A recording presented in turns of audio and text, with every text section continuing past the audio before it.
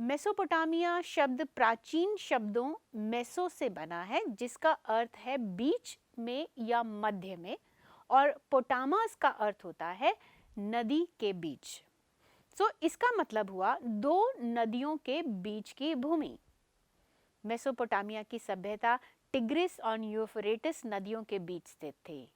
वर्तमान में मेसोपोटामिया मध्य पूर्व दक्षिण पश्चिम एशिया के कुछ हिस्से और पूर्वी मध्य सागर के आसपास की भूमि में स्थित है। यह क्षेत्र अब आधुनिक इराक, कुवैत, टर्की और सीरिया में स्थित है, जबकि इसका ज्यादा क्षेत्र आज का इराक है। अब पिछली कक्षा की छोटी छोटी झलक देखते हैं, जहां हमने पाषाण युग के बारे में चर्चा की थी। कैल्कोलिथिक युग के बाद कांसे की खोज की गई और इसका प्रयोग व्यापक रूप से किया गया था। इसीलिए इस अवधि को कांस्य युग कहा जाता था और उस अवधि में 4 सभ्यताएं हुई थी। मेसोपोटामिया की सभ्यता, हड़प्पा की सभ्यता, मिस्र और चीनी सभ्यता। इन सभ्यताओं को नदी घाटी सभ्यता भी कहा जाता था, क्योंकि ये नदियों के पास बसी थी। मेसोपोटामिया, जैसा कि इसका नाम कहता है, 2 नदियों के बीच, इसीलिए टिग्रिस और यूफ्रेटिस नदियां थी। सिंधु के पास हड़प्पा, मिस्र के पास नील नदी और हुआंगहो घाटी के पास चीनी सभ्यता थी। इस नक्शे को देखें। लेकिन इन सभ्यताओं को कांसे या नदी घाटी सभ्यता क्यों कहा जाता था? कभी सोचिएगा बच्चों। वास्तव में जब कांसे की खोज की गई तो व्यापक रूप से इसका इस्तेमाल भी किया गया था। नदियों ने रहने के लिए सुविधाएं भी प्रदान की, जैसे सिंचाई, नेविगेशन, मिट्टी संरक्षण, मत्स्य पालन, व्यापार के रूप में इसका प्रयोग किया गया। इन सभ्यताओं ने वास्तव में अपने को धातु और नदी के साथ जोड़ा था। यह सभ्यता महत्वपूर्ण है क्योंकि इसने मानव सभ्यता के विकास में महत्वपूर्ण प्रगति देखी, जैसे कृषि का विकास, लेखन का आविष्कार, प्रौद्योगिकी और कलात्मकता का विकास और अन्य भी बहुत सारी उपलब्धियां। सुमेरियन, अक्काडियन, बेबीलोनियन मेसोपोटामिया में रहते थे। पुरातत्वविदों को खुदाई में दक्षिणी इराक के उर में शवग्रहों में शाही सामान, आभूषण, मिट्टी के बर्तन, संगीत वाद्य यंत्र मिले हैं। दरअसल यह सभ्यता अपनी समृद्धि, शहर के जीवन, समृद्ध साहित्य, गणित और खगोल विज्ञान के लिए जानी जाती थी। हम बाद में इसके बारे में भी कवर करेंगे। आइए जानते हैं इस सभ्यता के स्रोतों के बारे में। पहला, पुरातात्विक साक्ष्य।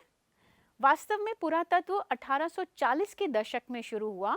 उरुक और मारी की खुदाई तो दशकों तक चलती रही। फिर मेसोपोटामिया की इमारतें, मूर्तियां, आभूषण, औजार, मोहरें, लिखित दस्तावेज भी इसके स्रोत हैं। अब एक अन्य स्रोत की बात करते हैं। ओल्ड टेस्टामेंट, माने कि बाइबल का पहला भाग, सुमेर का उल्लेख वहां शिमिर के रूप में किया गया है। ये शायद आप लोगों के लिए बिल्कुल नई बात है। मैं आपको मेसोपोटामिया की भौगोलिक यात्रा पर भी लेकर चलती हूँ, पर उससे पहले एक सवाल भौतिक विशेषताओं पर। भूगोल किसी सभ्यता के विकास को कैसे प्रभावित करता है? नदी, पहाड़, जलवायु और रेगिस्तान सभ्यता के विकास में किस प्रकार महत्वपूर्ण भूमिका निभाते हैं? कोई उत्तर? हाँ बच्चों, आपको इन सवालों का जवाब धीरे धीरे मिलेगा। मेसोपोटामिया की कहानी शुरू करते हैं। मेसोपोटामिया के उत्तर पूर्व में हरे अविरल मैदानी इलाके थे, जो पेड़ों से ढके पर्वत श्रृंखलाओं की ओर बढ़ते हुए लगते थे।